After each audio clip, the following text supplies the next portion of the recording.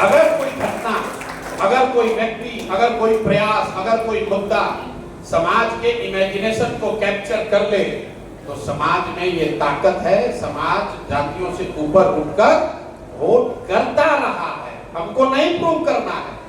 84 में इसी बिहार में सभी जातियों के लोग ने इंदिरा जी, जिसको आप कहते हैं इंदिरा जी के लहर में सबने वोट कांग्रेस को दिया।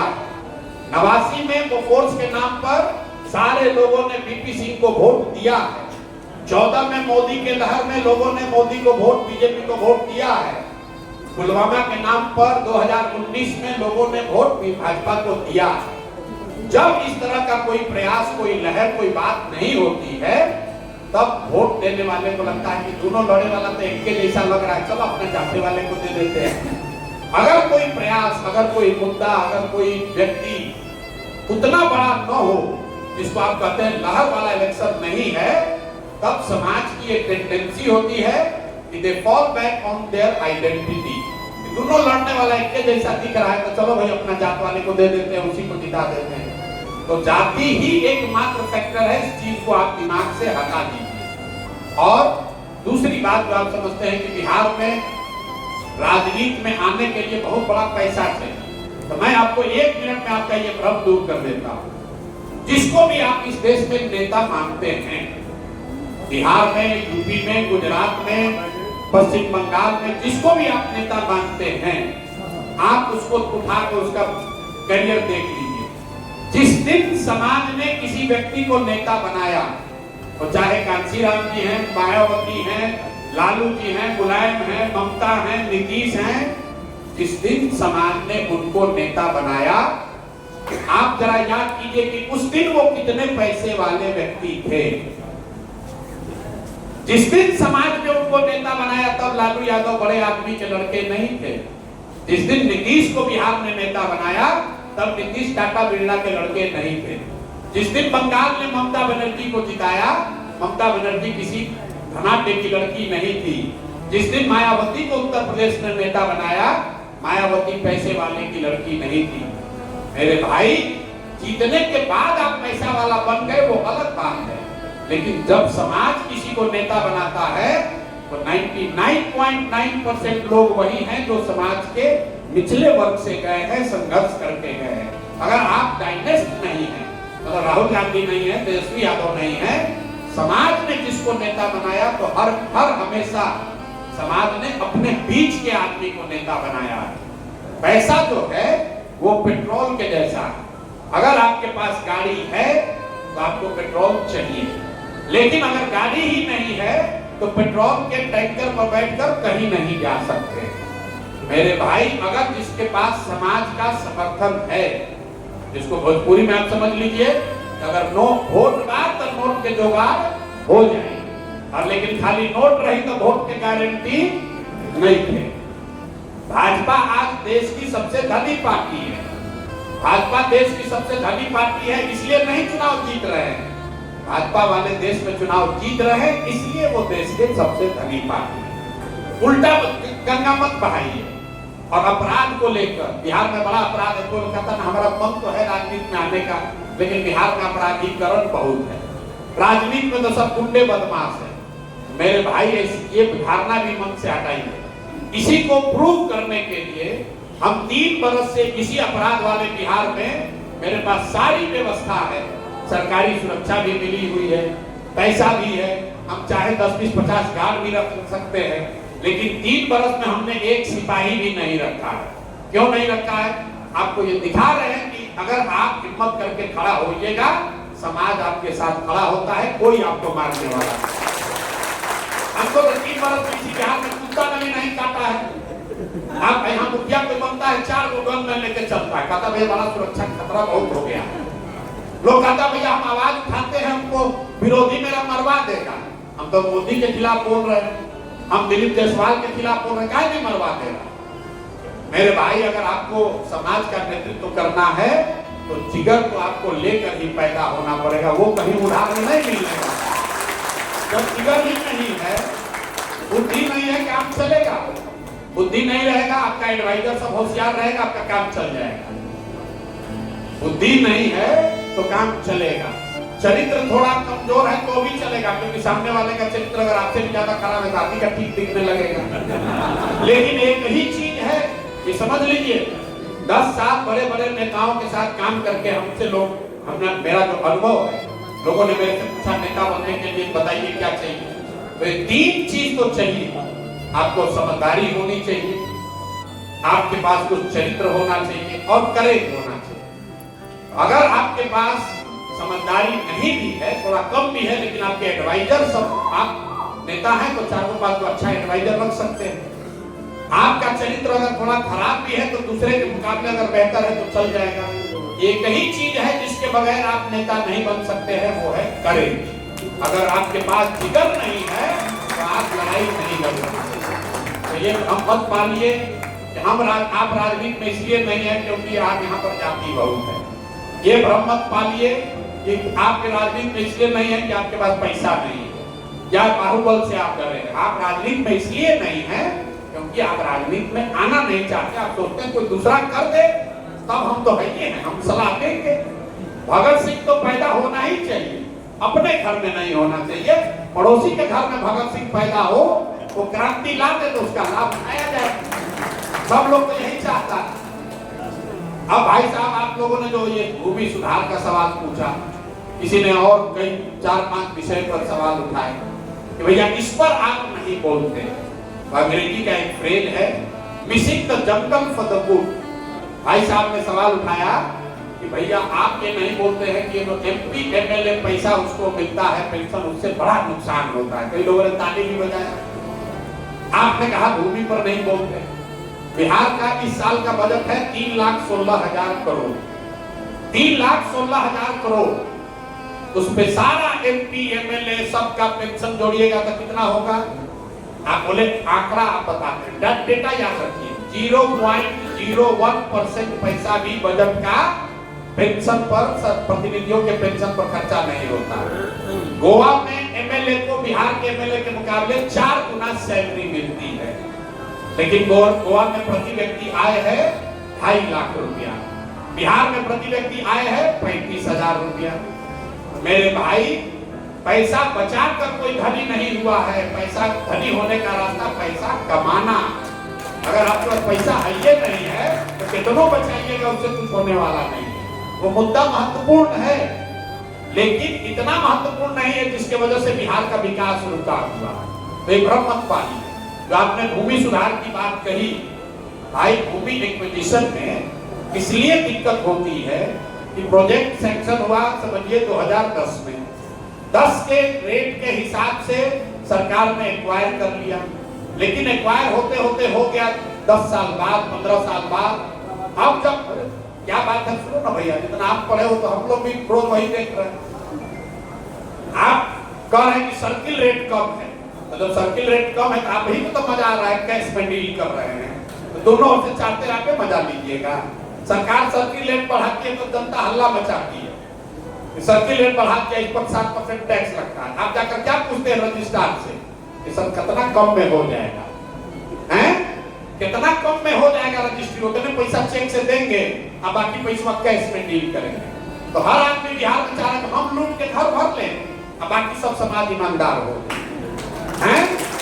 जब आपको जमीन खरीदना है तो सर्किल रेट नीचे चाहिए, और जब कंपनसेशन चाहिए तो सर्किल रेट ऊपर चाहिए। दोनों बात कैसे होगा भाई? दोनों बात कैसे होगा? दोनों बात नहीं हो सकती है ना। सर्किल रेट कम है तो सरकार उसका लाभ उठा रही है। अगर यहाँ के समाज में सर्किल कंपनसेशन सुधरेगा 2 वजह से।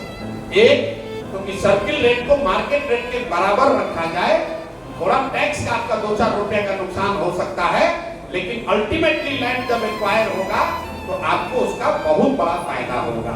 ये जब समाज को समझ में आएगा तो समाज अपने आप इस बात को स्वीकार कर लेगा कि भैया 2% टैक्स देना ज्यादा बेहतर है, बजाय इसके कि 1 लाख रुपए की जमीन आपका 20,000 रुपए में सरकार ले गई। दूसरा जो भूमि सुधार का मामला है, ये भूमि एक्विजिशन का, वो डिले का है। जैसे चौसा में यहाँ बनी है NTPC जो पावर स्टेशन बना, आज से 20 साल के पहले वाले रेट पर एक्वायर कर लिया। कुछ लोगों ने जमीन 15 वर्ष के बाद दिया, अब वो चाहते हैं कि आज वाला सर्किल रेट मिले, जबकि रेट जब एक्वायर हुआ उस रेट पे 80% लोगों ने ले लिया। तो एक कॉम्प्लिकेटेड मामला है। दो चीजें हैं, जब एक्वायर हो उसी समय का रेट आपको दिया जा सकता है। लोग भी इतने सीधे नहीं है जितना अपने आप को बता रहे हैं। कुछ जगह सरकार की गलती है, लेकिन हर जगह सरकार की गलती नहीं है। आदमी जमीन एक्वायर हो गया, सरकार का नियम साफ है, लैंड एक्विजिशन में नियम साफ है। 2/3 लोग अगर जमीन का कॉम्पनसेशन ले लिए तो 1/3 को मान लिया जाएगा कि वो भी सहमत हैं। तो होता यह है कि 2/3 ने दे दिया, पैसा ले लिया अपना, 1/3 वाला भी लड़ रहे हैं, 10 वर्ष तक प्रोजेक्ट रुक गया। उसके बाद अब कह रहे हैं कि अच्छा ठीक है अब मान के, लेकिन आज वाला रेट लो। उसके लिए तो फिर से पूरा प्रोजेक्ट का प्रावधान करना पड़ेगा। अगर प्रोजेक्ट डिले ना हो तो भूमि एक्विजिशन में दो चीज, अगर सर्किल रेट को कंप्रेस नीचे न किया जाए आर्टिफिशियली और प्रोजेक्ट डिले ना हो तो ये समस्या नहीं आएगी। और जो लेगेसी वाली बात है उसको आगे देखा जाएगा। जो अब महत्वपूर्ण बात है यहाँ दो चीज, अगर जम चुरा जाएगा तो पलायन कैसे रुक जाएगा, ये महत्वपूर्ण सवाल है। तो पहले तो आप ये समझिए, बहुत सीनियर साथी ने भी कहा पलायन लोगों का पलायन।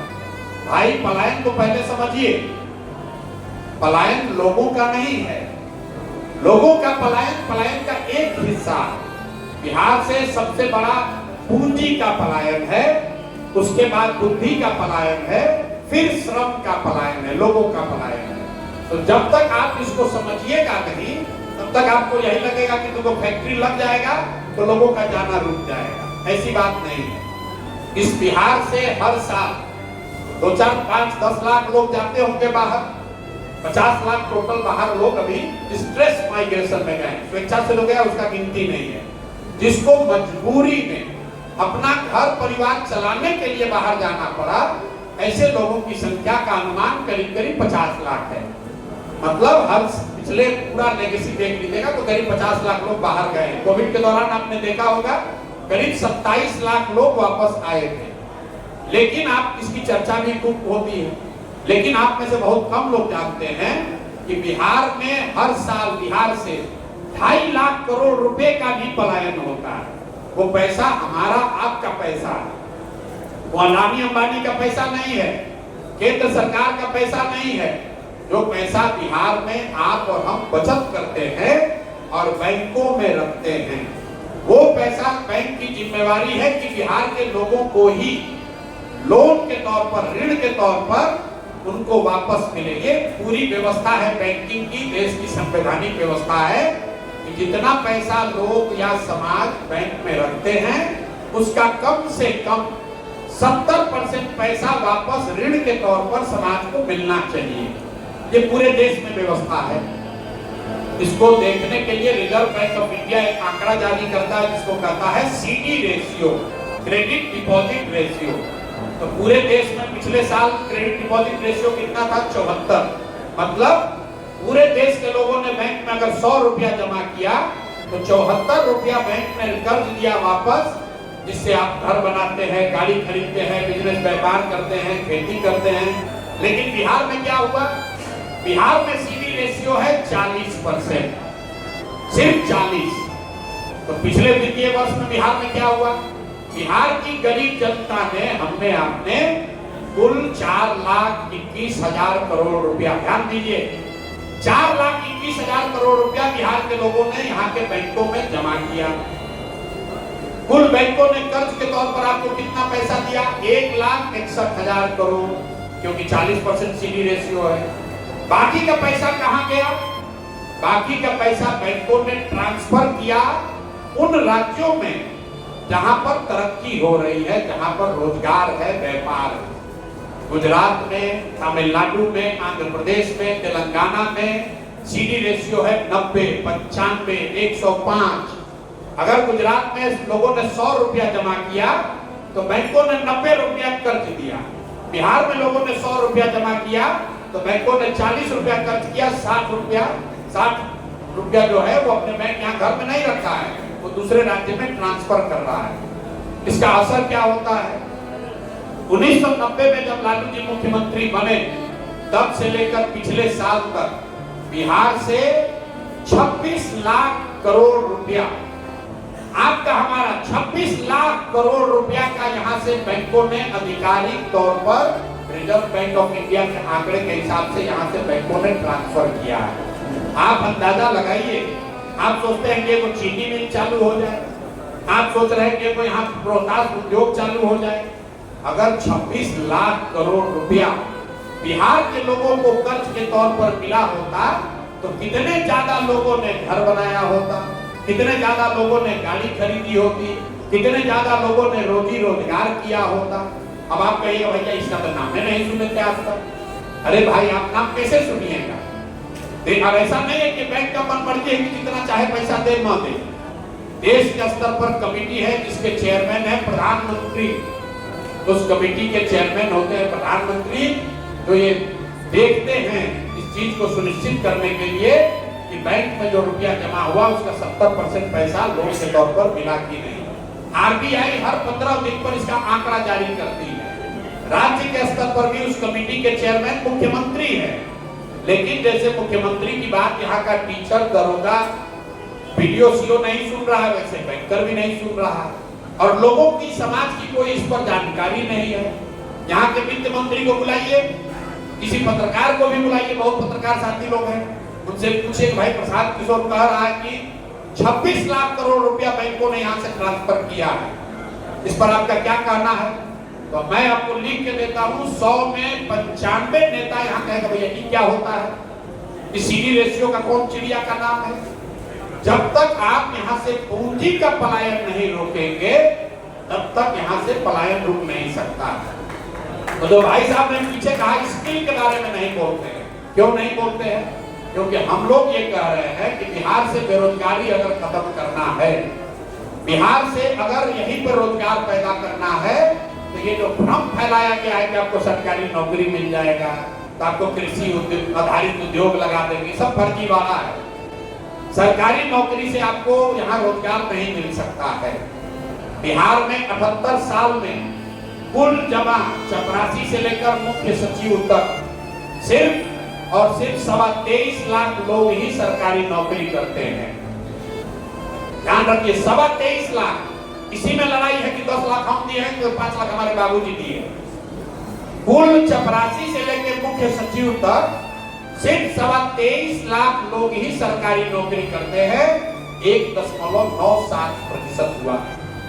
क्या कुछ लोग कहते हैं वैकेंसी बहुत है, सरकार भर नहीं रही है, तो देश के स्तर पर इसका आंकड़ा क्या है? पूरे देश में 3.1% लोग ही सरकारी नौकरी करते हैं। तो मतलब अगर बिहार राष्ट्रीय औसत के हिसाब से हो भी जाए तो भी 5 लाख लोग और नौकरी पा सकते हैं, उससे ज्यादा नहीं पा सकते। तो इसका मतलब यह है कि सरकारी नौकरी तो जरिया नहीं है जिससे कि करोड़ों लोगों को रोजगार मिले। अब दूसरा आ जाइए, कुछ लोग कहता है यहाँ उद्योग लगा दीजिए, भैया फैक्ट्री खुलेगा, आपने कहा इंडस्ट्रियलाइज कर दीजिएगा तो उससे होगा, नहीं होगा। पूरे देश की जो अर्थव्यवस्था होती है, आप लोग अगर थोड़ा बहुत जो भी अर्थव्यवस्था को समझते हैं, अर्थव्यवस्था के 3 स्तंभ हैं, कृषि, उद्योग और सर्विस। तो पूरे देश में कृषि और उद्योग दोनों मिलाकर 35% है। मतलब 100 रुपया की अर्थव्यवस्था में कृषि और उद्योग दोनों का मिलाकर योगदान 35 रुपया है। 65% सर्विस सेक्टर है। तो सर्विस सेक्टर क्या, जैसे आप होटल में बैठे हैं, होटल में बैठे यहाँ 100 लोग यहाँ पे बेरा के तौर पर काम कर रहा है, कोई होटल में आकर रुकता है, कोई खाना खाता है, रेस्टोरेंट में जाते हैं, गाड़ी खरीदते हैं, पढ़ाई करते हैं, सारा सर्विस सेक्टर है। अगर बिहार में रोजगार पैदा करना है तो लोगों के आंख में पूंजी देनी होगी ताकि वो सर्विस सेक्टर में इन्वेस्ट करे और रोजगार वहीं से पैदा हो। अब ये हम लोग कैसे करेंगे? तो हम कह रहे हैं कि हम 1 साल में कर देंगे, तो लोग कह रहे हैं प्रशांत किशोर के पास कौन जादू है कर देने का। तो इसका बिल्कुल पूरा विजन जारी किया है कि पहला काम जन सुराज ये करेगी कि 6 महीना के अंदर बैंकों के साथ मिलकर ये तय सुनिश्चित किया जाएगा कि बिहार में सीडी रेशियो भी कम से कम 70% हो जाए, ताकि 2 से 2.5 लाख करोड़ रुपया एक्स्ट्रा आपको, समाज को मिलने लगे अलग अलग काम करने के लिए। तो पहला चीज हम लोग कर रहे हैं, सीडी रेशियो सुधारेंगे। दूसरी बात कह रहे हैं कि सीधे तौर पर मनरेगा को कृषि से जोड़ देंगे। तो अभी शाहबाद के क्षेत्र में आप कह रहे हैं धान गेहूं उगाते हैं, हमारे दादा वगैरह के जमाने में लोग बताते हैं मंगरेला लोग उगाते थे, जीरा उगाते थे। तो हम लोगों ने ये कहा कि बिहार में जो 55 लाख हेक्टेयर जमीन है जिस पर खेती हो सकती है, उसमें सिर्फ 2 लाख हेक्टेयर में ही नकदी फसल होता है, जबकि विश्व के स्तर पर माना जाता है कि 1/3 जमीन पर कम से कम कैश क्रॉप होना चाहिए, नगद फसल, नकदी फसल होना चाहिए।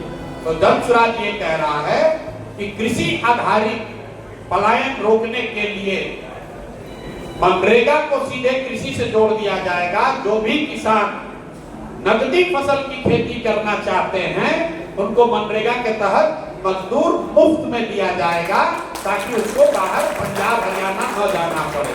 आप देख रहे हैं यहाँ एक और आपको खेती, एक और लोग जा रहा है पंजाब में खेती करने, और यहाँ शाहबाद के गांव में आपको मजदूर नहीं मिल रहा है। और इसमें 1 रुपया भी बिहार सरकार का खर्च नहीं है, क्योंकि मनरेगा का पैसा दिल्ली से मिलता है।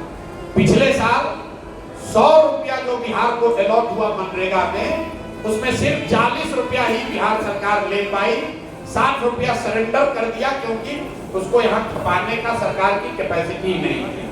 तो दूसरा बात, पहला बात सीडी रेशियो को 70 करना, जिससे 2 से 2.5 लाख रुपया हर साल यहाँ के युवाओं के हाथ में मिले रोजी रोजगार के लिए। दूसरी बात, मनरेगा को कृषि से जोड़ना, जिससे 2 बात होगा, एक तो लैंड प्रोडक्टिविटी जाएगी, जो चकबंदी वाली बात है। छोटे जमीन में भी अगर आप मसाला की खेती कर रहे हैं, अगर धान की जगह लहसुन उगा रहे हैं, तो आप ज्यादा पैसा वहां से कमा सकते हैं। और तीसरी जो सबसे बड़ी बात है, बिहार में लोग समाज के स्तर पर मूलधन से ज्यादा ब्याज से डरते हैं। जैसे गुजरात में लोग लोन लेने में नहीं डरते हैं, बिहार में बेटी का शादी, घर बनाना और बच्चे की पढ़ाई को छोड़कर बाकी किसी चीज के लिए सामान्य परिवार लोन नहीं लेना चाहता है। वो डरता बहुत है कर्ज से, ब्याज से डरता है। कहता है गांव देहात में चक्रवृद्धि ब्याज है, बर्बाद हो जाएंगे, मूलधन से ज्यादा लोग ब्याज की चिंता करते हैं। तो इस साइकोलॉजी पर काम करके जो यहाँ रास्ता हम लोगों ने निकाला है, इंटरेस्ट सब्वेंशन का, कि कम से कम 5 वर्षों के लिए बिहार में हर वो व्यक्ति जो कर्ज लेकर बैंक से रोजी रोजगार करना चाहता है, व्यापार करना चाहता है, उसको 10% के बजाय सिर्फ 4% ब्याज ही देना पड़ेगा, 6% ब्याज सरकार की ओर से दिया जाएगा। अब इससे क्या होगा आप ये समझिए, अगर 6% ब्याज सरकार भरे तो 6000 करोड़ रुपया सरकार का खर्च होगा, तो 1 लाख करोड़ रुपया लोगों को पैसा मिल जाएगा। आपको 1 लाख करोड़ रुपया मिल गया, सरकार का खर्चा सिर्फ 6000 करोड़ हुआ। 4, क्योंकि 10% मान लीजिए ब्याज है, बैंक का ब्याज 10% है, 11% है, 4% आप दीजिए, 6% सरकार देगी, ताकि घर घर में रोजी रोजगार व्यापार करने की टेंडेंसी बढ़े। यहाँ हर परिवार में एक चीज है, जाओ बेटा मुसल्लापुर में रहना, पटना में ट्यूशन करना, क्लर्क बन जाना, रेलवे में चपरासी बन जाओ, रेलवे में गार्ड बन जाओ, PhD कर लिया, रेलवे में नौकरी के लिए मारा जा रहा है। जब तक समाज में शिक्षा और पूंजी नहीं होगी, रोजी रोजगार नहीं होगा, तब तक आपकी तरक्की नहीं हो सकती है। तो जन स्वराज की जो सोच है कि 15 साल से कम उम्र के बच्चे के लिए इतनी अच्छी शिक्षा की व्यवस्था बनाई जाए ताकि वो आगे चलकर व्यवस्था पर बोझ न बने, और 15 साल से 45-50 साल की उम्र के लोगों के लिए सस्ते दर पर 4% पर लोन पूंजी उपलब्ध कराया जाए, ताकि लोग घर घर रोजी रोजगार कर सके। कुछ ना करेगा, 4 को गाय भैंस खरीदेगा, कुछ नहीं करेगा तो वो गाड़ी टैक्सी चलाएगा, बस चलवाएगा, पूंजी चाहिए। और तीसरी बात हम लोग कह रहे हैं कि जो 60 वर्ष से ज्यादा उम्र का आदमी है, अब न पढ़ सकता है न रोजी रोजगार कर सकता है। अगर गरीब परिवार के आप हैं, 60 से ज्यादा उम्र हो गया है, तो आपके जीवन की जिम्मेवारी समाज को उठानी होगी। इसीलिए हम लोग कह रहे हैं कि बुजुर्गों को कम से कम 2000 रुपया पेंशन जरूर दिया जाएगा, ताकि उसको एक सम्मानजनक जिंदगी बिताई जा सके। अब इसका जो पूरा बजट है, हम लोग जो कह रहे हैं, हम तेजस्वी यादव नहीं है कि कह देंगे सबको 2500 रुपया दे देंगे। बुजुर्गों को अगर आप 2000 रुपया दीजिएगा 60 वर्ष से ज्यादा उम्र के लोगों को, तो करीब करीब 2.5% बजट का सिर्फ 2.5% पैसा ही खर्च होगा उस पर। हमको हर साल करीब करीब 10,000 करोड़ रुपया एक्स्ट्रा इकट्ठा करना पड़ेगा उस स्कीम को चलाने के लिए। दूसरी बात हमने जो रोजगार के लिए कही, तो सीडी रेशियो को सुधारने के लिए 1 रुपया भी बजट से नहीं लगना है, वो एडमिनिस्ट्रेटिव काम है। 2-2.5 लाख करोड़ रुपया बिहार के लोगों को मिल जाएगा बिना किसी बजट के सपोर्ट के। दूसरी बात जो आपको रोजगार के लिए बताई, मनरेगा को कृषि से जोड़ने के लिए, उसमें भी 1 रुपया बिहार सरकार का नहीं लगना है, क्योंकि मनरेगा का पैसा 100% केंद्र सरकार आपको देती है। तीसरी बात जो बताई इंटरेस्ट सब्वेंशन की, 6% आपका इंटरेस्ट सब्सिडाइज कर देंगे, तो 1 लाख करोड़ रुपया के इन्वेस्टमेंट पर 3 लाख करोड़ रुपया के बजट में से 6,000 करोड़ रुपए का प्रावधान करेंगे, ताकि आपको यहाँ रोजी रोजगार मिल सके। और शिक्षा सुधारने के लिए जो हम लोगों ने जो अपना रास्ता रखा है उसको आप समझ लीजिए। लोग कह रहे हैं कैसे सुधार दीजिएगा शिक्षा, तो शिक्षा सुधारने के लिए हम लोग 2 बातें कह रहे हैं कि बिहार के हर प्रखंड में कम से कम 5 अच्छे विद्यालय बनाए जाएं। अच्छे विद्यालय मतलब नेतरहाट के स्तर के विद्यालय। नेतरहाट में इसलिए कहता हूं क्योंकि बिहार के लोग नेतरहाट के बारे में जानते हैं। इसके पीछे सोच क्या है, पूरे दुनिया में जो सबसे अच्छी शिक्षा व्यवस्था है वो कहाँ है, वो स्कैंडिनेवियन कंट्री में है। आपने नाम सुना होगा फिनलैंड का, डेनमार्क का, स्वीडन का, वहां पर सबसे अच्छी शिक्षा व्यवस्था है। उन लोगों ने फॉर्मूला निकाला कि rather than taking school to the every children, take the children to the good school. मतलब हर गांव हर पंचायत में स्कूल बनाने के बजाय स्ट्रेटेजिक लोकेशंस पर स्कूल बनाइए और बच्चे स्कूल तक पहुंचे, उसके लिए स्कूल बस की उनको सुविधा दी जाए। तो बिहार के प्रखंडों की हालत अगर आप देखेंगे, प्रखंड के स्तर पर अगर 5 विद्यालय भी बना दिया जाए, तो किसी भी गांव से स्कूल बस के जरिए 20 मिनट से ज्यादा नहीं लगेगा उस स्कूल में पहुंचने में। तो हम लोग की सोच ये है कि 5 विद्यालय कम से कम हर प्रखंड में बनाया जाए, और इस 5 को बनाने के लिए भी हम लोग जैसे लोगों को 5 बरस लगेगा। ये 1 बरस में नहीं बन सकता, इसको समझ लीजिए। क्योंकि अगर नेतरहाट के स्तर का आपको 1 विद्यालय बनाना है, हर प्रखंड में 1 विद्यालय, तो करीब करीब 17 से 20,000 करोड़ रुपया का खर्च आएगा। अभी बिहार सरकार का जो शिक्षा बजट है वो है 60,000 करोड़ रुपया। तो हम लोग की सोच है कि उसका 1/3 पैसा अगर विश्व स्तरीय विद्यालय बनाने पर खर्च किया जाए, तो हर साल हर प्रखंड में, बिहार के हर प्रखंड में नेतरहाट जैसा 1 विद्यालय बन जाएगा। इसका असर क्या होगा, एक नेतरहाट से जो सरकारी विद्यालय था 1500 से ज्यादा लोग IAS IPS बने हैं।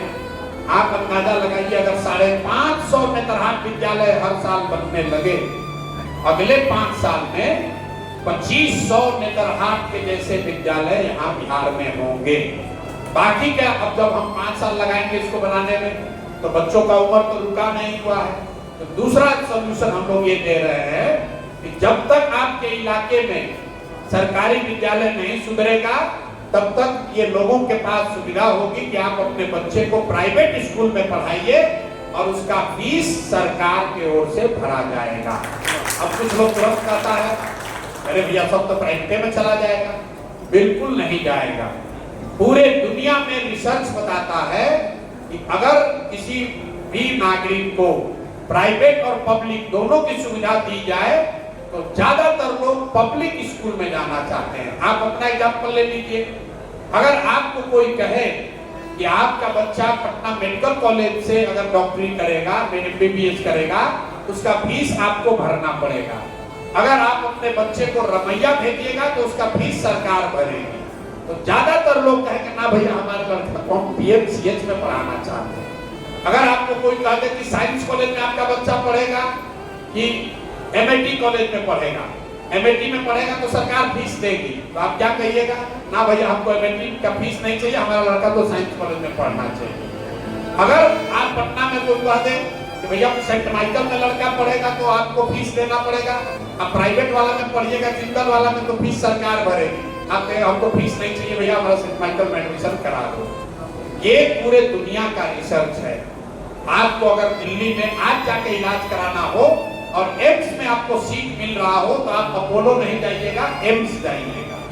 तो ये व्यवस्था अगर बना दी जाए तो साइंस कहता है कि करीब करीब 25 से 30% लोग बिहार में प्राइवेट स्कूल ऑप्ट करेंगे जिसका फीस सरकार की ओर से भरा जाएगा। वो फीस कितना होगा आप उसको समझ लीजिए। अभी जो सरकारी विद्यालय चल रहा है, कई लोगों को लगता है कि सरकारी विद्यालय मुफ्त है, मुफ्त नहीं है। बिहार में बच्चों को पढ़ाने पर आपका हमारा प्रति बच्चा 864 रुपया महीना खर्च हो रहा है। ध्यान दीजिए, जो बच्चे जा रहे हैं प्राथमिक विद्यालय में, माध्यमिक विद्यालय में, प्रति बच्चा प्रति चाइल्ड 864 रुपया सरकार खर्च कर रही है। जबकि उन्हीं इलाकों में प्राइवेट स्कूल में ज्यादातर स्कूल में फीस 400, 500, 600 रुपया ही है। तो हम लोग की सोच यह है कि जो शिक्षा का बजट है 60,000 करोड़, उसका 1/3 पैसा विश्व स्तरीय स्कूल की व्यवस्था बनाने पर खर्च किया जाए, जिसको बनाने में 5 से 10 साल लगेंगे। 1/3 पैसा लोगों को प्राइवेट स्कूल में जोड़ा जाए और 1/3 पैसे में अभी की जो टूटी फूटी खिचड़ी वाली व्यवस्था है उसको चलाया है। तो शिक्षा को अगर आप सुधारेंगे और उसके साथ लोगों के हाथ में पैसा पूंजी देंगे तो ही बिहार का सुधार होगा। बिहार कभी उद्योग का केंद्र नहीं बन सकता है, इस बात को आप ध्यान रखिए। जब बिहार देश का सबसे गौरवशाली इतिहास वाला राज्य था तब भी ये ज्ञान की भूमि थी। यहाँ से आप नालंदा यूनिवर्सिटी की बात करते हैं, यहाँ से आप विक्रमशिला की बात करते हैं, यहाँ बुद्ध और महावीर की बात हुई है, यहाँ आर्यभट्ट की बात हुई है। यहाँ सीमेंट के फैक्ट्री का बात नहीं हुआ है। सीमेंट का फैक्ट्री लगना चाहिए, लगेगा, शुगर फैक्ट्री भी लगेगी और फैक्ट्री भी लगेगी, लेकिन बिहार को अगर देश के स्तर पर अपना नंबर 1 ऊपर पहुंचना है तो बिहार को फिर से ज्ञान की भूमि बनाना होगा कि देश में सबसे अच्छे स्कूल बिहार में है, देश में सबसे अच्छे यूनिवर्सिटी बिहार में है। हम लोग का सपना ये है कि हर प्रखंड में मेडिकल कॉलेज खुले, हर मेडिकल कॉलेज अगर न भी खुले कम से कम नर्सिंग कॉलेज खुले। 10 लाख बिहार की बच्चियां अगर नर्सिंग की ट्रेनिंग लेती हैं, पूरे देश के स्तर पर 2 करोड़ नर्सेज की वैकेंसी है, 2 करोड़। आप बताइए बिहार में अगर बच्चियों को नर्सिंग की ट्रेनिंग मिलने लगे तो कितना ज्यादा रोजगार होगा, कितने लोगों को पैसा मिलेगा, और तब वो बिहार के बाहर जाकर अगर अपोलो में, मैक्स में, दुबई के अस्पताल में नर्सिंग का काम कर रहे हैं, उससे पैसा भी आएगा, लोगों की इज्जत भी होगी और हम लोग की तरक्की भी होगी। तो जब स्वराज की जो सोच है, पूरी ताकत बिहार को अगले 10 साल में ज्ञान की भूमि के तौर पर प्रस्थापित करना है। हम लोग ब्लू कॉलर जॉब नहीं चाहते हैं, तो व्हाइट कॉलर जॉब चाहते हैं। ब्लू कॉलर जॉब मैन्युफैक्चरिंग का जॉब है। सीमेंट के कंपनी में आप मजदूर बन गए, बिजली के कंपनी में मजदूर बन गए, वो नहीं चाहिए। जो इन्फोसिस में काम कर रहा है, जो टीसीएस में सॉफ्टवेयर का काम कर रहा है, वो व्हाइट कॉलर जॉब है। तो सबसे ज्यादा दुनिया भर में जो जॉब की अपॉर्चुनिटी है वो व्हाइट कॉलर जॉब में है। एक कंपनी टीसीएस 6 लाख लोगों को एम्प्लॉयमेंट उसने दिया हुआ है। 6 लाख लोग काम करते हैं टीसीएस में।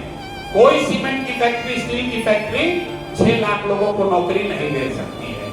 तो सबसे ज्यादा जहां एम्प्लॉयमेंट की संभावना है वो व्हाइट कॉलर जॉब में है, और व्हाइट कॉलर जॉब उसको मिलेगा जो पढ़ेगा। जो पढ़ेगा ही नहीं तो मजदूरी ही करेगा, चाहे मजदूरी सड़क पर करे या सीमेंट के फैक्ट्री में करे। तो हम लोग का लॉन्ग टर्म विजन बिहार को लेकर ये है कि हम लोग बिहार को ज्ञान की भूमि बनाना चाहते हैं और शिक्षा को आधार मानकर ही यहाँ पर आगे की तरक्की को देखना चाहते हैं। भ्रष्टाचार पर एक अंतिम उत्तर, उसके बाद बात खत्म। भ्रष्टाचार भैया खत्म करने का कोई ऐसा एक उपाय नहीं है कि हम आएंगे और भ्रष्टाचार खत्म हो जाएगा। ये जो आपने देखा केजरीवाल जैसे लोगों ने किया कि हम एक कानून बना देंगे उससे भ्रष्टाचार खत्म होगा, नहीं हो सकता है। इसका पूरे दुनिया में आप अध्ययन कर लीजिए, दुनिया के सबसे ईमानदार देश कौन लोग हैं। सबसे ज्यादा ईमानदार देश की सूची जारी होती है, उसमें भी आपको फिनलैंड, न्यूजीलैंड, सिंगापुर जैसे देश आपको दिखेंगे। उन देशों का आपको जाकर अध्ययन करना है कि वहां पर भ्रष्टाचार को कैसे कम किया गया। खत्म तो कभी नहीं होगा, कम कैसे किया गया। उन लोगों ने 4 चीज किया, सब देशों ने 4 चीज किया है। एक तो अपने जनप्रतिनिधियों को उन्होंने अकाउंटेबल बनाया। तो मैं बात कह रहा हूं कि काम नहीं करोगे हटा देंगे, चाहे हमारे जाति के हो या धर्म के। जब तक जनप्रतिनिधि ईमानदार और अकाउंटेबल नहीं होगा तब तक आप भ्रष्टाचार कम नहीं कर सकते हैं। इसीलिए जनसुराज क्या कह रहा है कि अगर जनसुराज से भी गलती से कोई गलत आदमी खड़ा हो जाए उसको भी हराइए, उसको भी हराइए। किसी भी दल से जीते लेकिन अच्छा आदमी जीतना चाहिए। जनप्रतिनिधि जब गलत जीतेगा, जब शिक्षा मंत्री चोर होगा तो पेपर लीक होगा ही होगा। दूसरी चीज लोगों ने क्या कहा, उन देशों ने क्या किया, उन देशों ने बहुत बड़े पैमाने पर सत्ता और संसाधन का विकेंद्रीकरण किया। Decentralization of resources and decision making. मतलब यहाँ बिहार में आप क्या कहते हैं, अधिकारियों का जंगल राज है। पूरी व्यवस्था 13 करोड़ लोगों की व्यवस्था कुछ चंद अफसर ही चला रहे हैं, सीएमओ से चल रहा है। बड़े पैमाने पर डिसेंट्रलाइजेशन होने की बात होनी चाहिए। जब ये पंचायती राज कानून बना तो कानून में लिखा गया है कि 1/3 विकास की राशि हर हालत में पंचायती राज के माध्यम से खर्च होना चाहिए। यहाँ कितना हो रहा है, 1991 के बाद से बिहार में 3% राशि भी पंचायती राज के माध्यम से खर्च नहीं हो रहा। अब आप में से कुछ लोग कह सकता है कि पंचायती राज में भी तो मुखिया सब चोर है, पंचायती राज के लोग भी तो चोरी कर रहे हैं। बिल्कुल कर रहे हैं, लेकिन उसमें फर्क है। नल जल योजना में चोरी हुई तो जितने वार्ड सदस्य और मुखिया थे, आप जाके आंकड़ा चेक कर लीजिए, करीब करीब 92% वार्ड सदस्य और 80% मुखिया लोग चुनाव हार गए नल जल योजना के बाद। अपने अपने इलाके में देख लीजिएगा।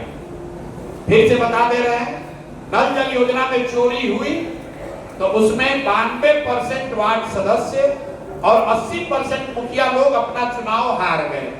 लेकिन उसी नल जल में घोटाला करने वाले अफसर पहले भी थे और आज भी हैं। इसलिए चोरी पंचायती राज में भी होगी, लेकिन अगर डिसेंट्रलाइज होगा तो उसमें अकाउंटेबिलिटी रहेगी। तीसरी बात इन देशों ने क्या किया है, उन्होंने बहुत बड़े पैमाने पर जन भागीदारी सुनिश्चित की है। यहाँ बैठे हुए प्रबुद्ध लोग भी ये नहीं बता सकते हैं कि टिहरी के विकास के लिए, नगरों के टिहरी नगर के विकास के लिए, कोई किसी ने सवाल पूछा था, उसका बजट कितना है, सेंट्रल गवर्नमेंट का ग्रांट कितना है, कौन सी योजना है जो कि यहाँ फंसी पड़ी है। इसलिए फंसी पड़ी हुई है, ऊपर जो सेक्रेटरी बैठा उसको 2% कमीशन नहीं मिल रहा है, तो फंड नहीं रिलीज करता है। तो तीसरी बात, बहुत बड़े पैमाने पर जन भागीदारी होनी चाहिए ताकि जनता को ये जानकारी हो कि टिहरी के लिए कौन सी योजना उपलब्ध है, तभी आप आवाज उठा पाएंगे। आप देखते हैं गांव देहात में मुखिया जी लोग काहे चुनाव हारता है, आपको मालूम है कि सड़क का पैसा आया है, युवा नहीं बना रहा है, तो आप उसको हराते हैं। एमपी एमएलए के बारे में, सरकार के बारे में, ज्यादातर योजनाओं के बारे में आपको पता ही नहीं है। और अंतिम चीज, बड़े पैमाने पर टेक्नोलॉजी का उपयोग। अभी आप देख रहे हैं बिजली का मीटर लगा हुआ है। बिजली की चोरी जितनी पहले होती थी, मीटर लगने से लोगों को परेशानी है, लेकिन चोरी कम हो गई। सरकार ने नल जल योजना बनाया, 25,000 करोड़ रुपया खर्च किया, लेकिन अगर उसने मीटर टेक्नोलॉजी वाला लगा दिया होता तो पटना में बैठे बैठे पता चलता कि कौन मीटर कितने बजे ऑन हुआ, कौन मोटर चालू हुआ, कितना पानी निकला, कितना गया, वो पता चल सकता था।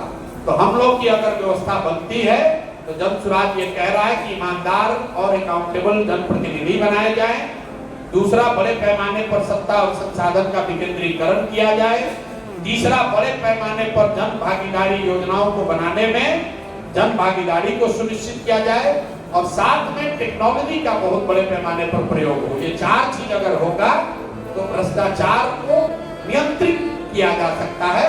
खत्म करने का दावा मैं नहीं कर सकता हूँ, ना दुनिया में कहीं हुआ है ना यहाँ होगा, लेकिन इसको नियंत्रित जरूर कर दिया जाएगा।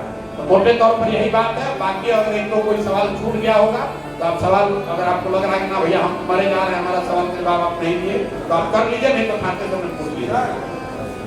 दारू चालू करने की बात, बिल्कुल दारू चालू करने की बात इसलिए करते हैं कि शराबबंदी जो है, पहली बात तो कि बिहार में शराबबंदी है ही नहीं।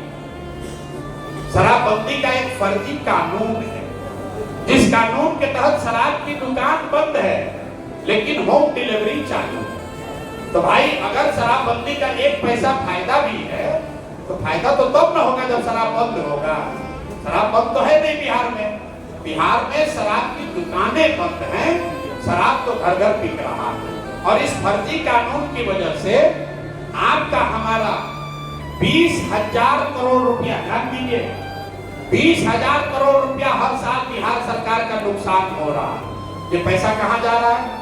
ये पैसा जा रहा है भ्रष्ट नेताओं के पास, अफसरों के पास। आप लोग कानून व्यवस्था की बात कर रहे हैं, भाई कानून व्यवस्था क्यों बिगड़ रहा है? आधे से ज्यादा पुलिस प्रशासन तो शराब और बालू माफिया से पैसा वसूलने में लगा हुआ है। तो प्रशासन और सुरक्षा की बात कब करेगा?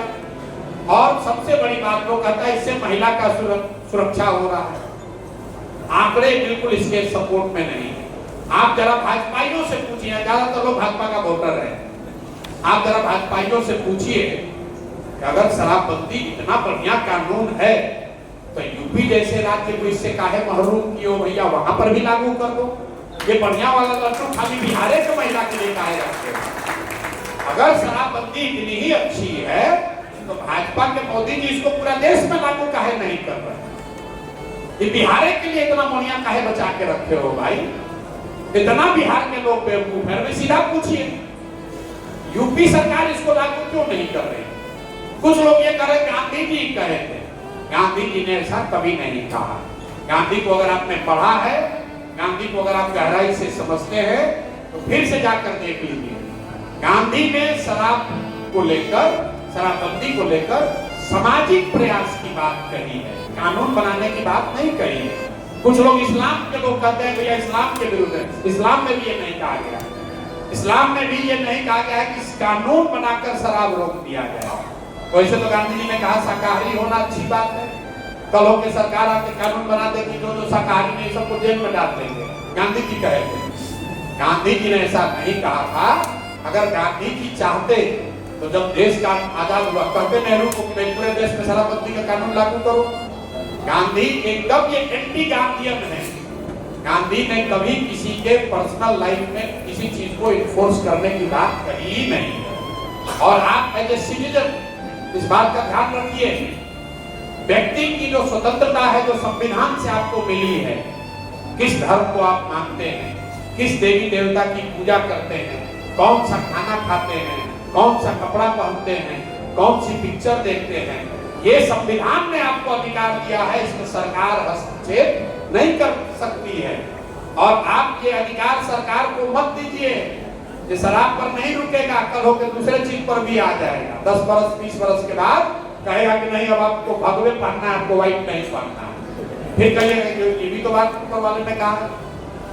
संविधान और ये शराबबंदी का हाईकोर्ट ने, वाईबी गिरी ने केस किया, हाईकोर्ट ने बताया कि ये गैर संवैधानिक है, क्योंकि ये मौलिक अधिकार जनता को है। आप घर में क्या खाते हैं, किस देवी देवता की पूजा करते हैं, कहां पर आपकी श्रद्धा है, ये सरकार का विषय नहीं है। सरकार का विषय स्कूल है, सरकार का विषय सड़क है, सरकार का विषय रोजगार है। तो अपना काम छोड़ दिया है और आपके काम में घुस गया है। और आप लोग सब लोग लगे हुए शराबबंदी होना चाहिए। भाई जो भी वयस्क है उनको अपना निर्णय लेने का अधिकार होना चाहिए। यही लोकतंत्र है। हम चाहे हम अंग्रेजी में पढ़ें, हमारी इच्छा है हम संस्कृत में पढ़ें, सरकार कहेगा नहीं सब लोग अंग्रेजी में पढ़ो तो सब अंग्रेजी में पढ़ेगा। तो देश की ताकत है उसको इस तरह का बिना सोचा समझा बनाया हुआ कानून कमजोर करता है। शराब के पक्ष में हम नहीं हैं, लेकिन हम फर्जी शराबबंदी हटाने के पक्ष में हैं। और एक सीरियस बात आपको बता रहे हैं, यहाँ बहुत लड़के बैठे हुए हैं। बिहार में हम लोगों ने कभी सूखा नशा नहीं देखा था। शराबबंदी के वजह से गांव-गांव में सूखा नशा बढ़ रहा है। और अगर ये नहीं सुधरा तो 10 वर्ष में आप देखिएगा जैसे पंजाब पर पिक्चर बना था उड़ता पंजाब, बिहार में बनेगा उड़ता बिहार, गांव-गांव में लोग वो नसूबा मचा कर रहे हैं। इससे कोई फायदा नहीं है। दुनिया में अमेरिका से लेकर वियतनाम तक बहुत देशों ने ये ट्राई करके देख लिया, उन्होंने ये पाया कि भाई इसको आप नहीं कर सकते हैं। तो जिस चीज को नहीं किया जा सकता है उसको रेगुलेट करना ज्यादा बेहतर ऑप्शन है, बजाय इसके कि आप पूरा ताकत, पूरा शक्ति, पूरा संसाधन इस पर लगा दें कि हम किसी को शराब नहीं पीने देंगे। इससे गरीब का नुकसान है। 100 रुपया का शराब 300 रुपया में बिक रहा है, जहरीली शराब बिक रही है, और जो पैसा वाला है वो करोड़ों रुपया कमा रहा है और आपका हमारा इससे नुकसान हो रहा है। बहुत बहुत धन्यवाद।